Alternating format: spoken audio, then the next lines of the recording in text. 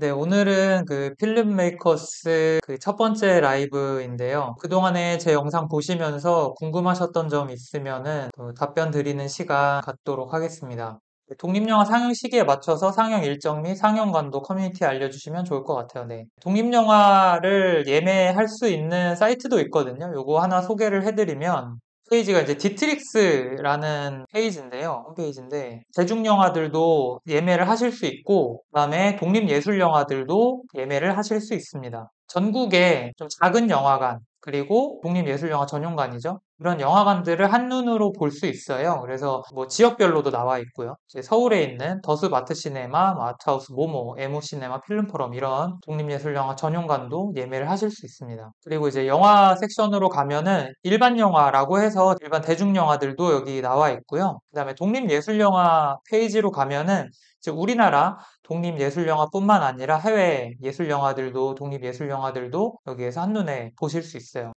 네. 근데 독립영화 예술영화도 상업으로 목적으로 되는 영화라고 생각해서 저의 개인적으로는 대중영화, 예술영화, 독립영화 등등으로 불러야 하지 않을까 싶은 생각이 드네요. 네, 저도 좀 비슷한 생각이에요. 사실 이제 상업영화라는 얘기가 좀 상업영화, 독립영화라는 얘기가 좀 어폐가 있는 것 같기도 하거든요. 모든 영화를 개봉을 할 때는 관객으로부터 입장료를 받고 영화를 상영을 하기 때문에 독립영화라고 하더라도 본질적으로는 상업성을 가지고 있는 거죠. 대중영화라는 이제 대중적으로 좀 많이 볼 수 있는 영화, 그리고 예술영화 또는 뭐 작가주의 영화 이런 식으로 구분해서 부르는 것도 저는 좋은 방법이라고 생각해요. 네.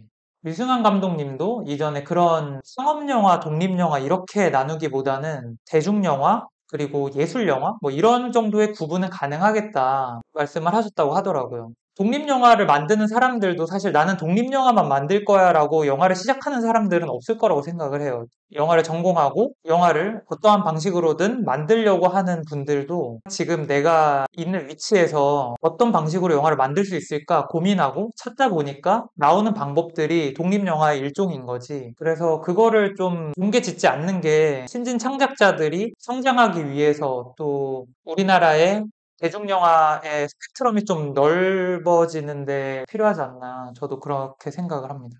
라이브 시간에 좀 최근의 영화계 이슈에 대해서 좀 소개를 해드리려고 준비를 해온 게 있거든요.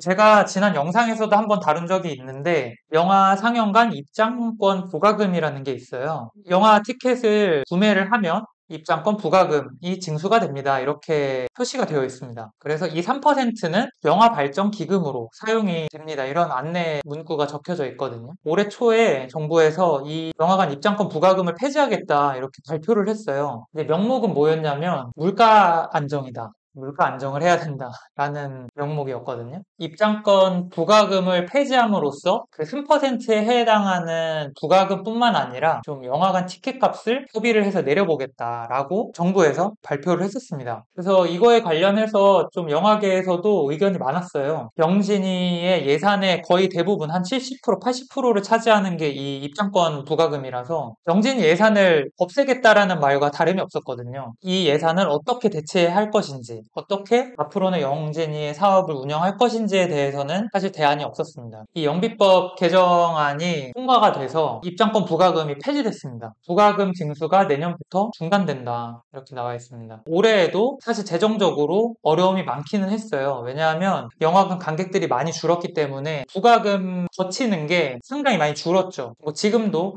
코로나 이전보다 한 절반 수준의 관객에 그치는 상황인데 그래서 점점 고갈되고 있다가 올해 같은 경우는 초에 후원기금을 끌어와서 충당을 했었어요. 내년에는 또 여기에서 어떤 예산을 더 끌어와서 할 수 있을지 잘 모르겠어요. 사실 대안이 없는 거죠, 지금 상황으로는. 영진이 측에서는 부과금을 없애더라도 영화 발전 기금 자체로는 유지를 하겠다. 근데 현실적으로 이제 구체적으로 어떻게 마련을 할 것이냐에 대한 대안은 사실 없는 상황이에요.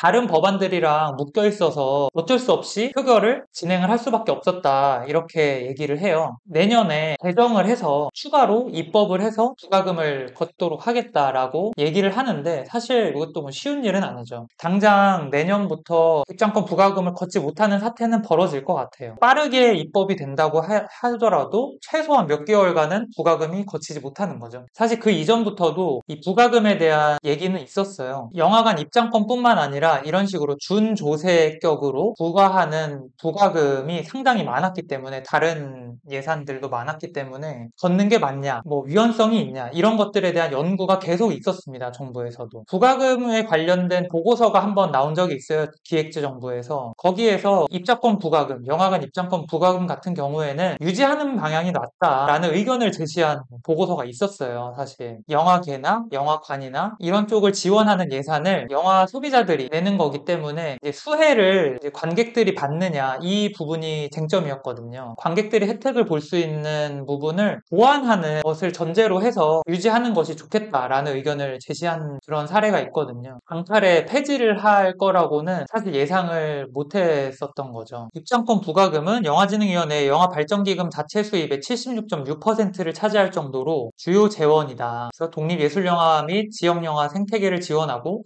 신진영화인 육성, 영화제 운영, 장르 다양성 확보 등에 사용되어 왔다. 근데 사실 이게 뭐 독립예술영화만 지원을 해온 건 아니에요. 대중영화, 그러니까 상업영화, 규모가 큰 영화들도 다 이 영진이의 영발기금 지원을 받습니다. 멀티플렉스들도 예산 지원을 받고요. 물론 독립예술영화관도 지원을 받습니다. 관객들에겐 약 500원 저렴해지는 거지만 결국에 이 정책으로 한국 독립예술영화의 토양은 촉박해질 것이다. 이렇게 나와 있습니다. 15,000원에 3%라고 하면은 한 450원 정도 됩니다.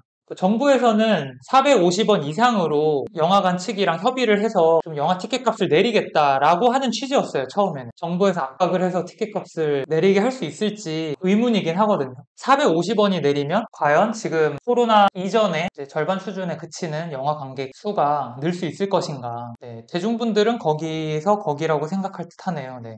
어떤 댓글에 그런 댓글이 있었어요. 안 팔리는 제품을 싸게 팔면서 생색을 낸다.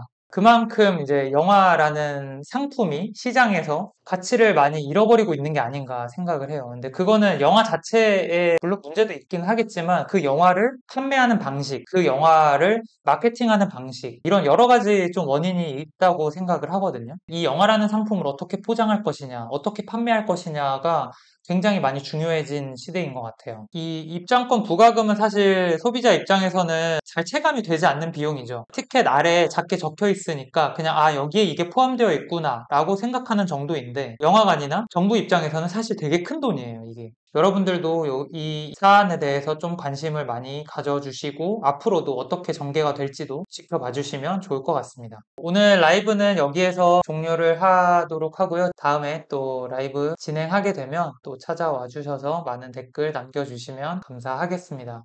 감사합니다.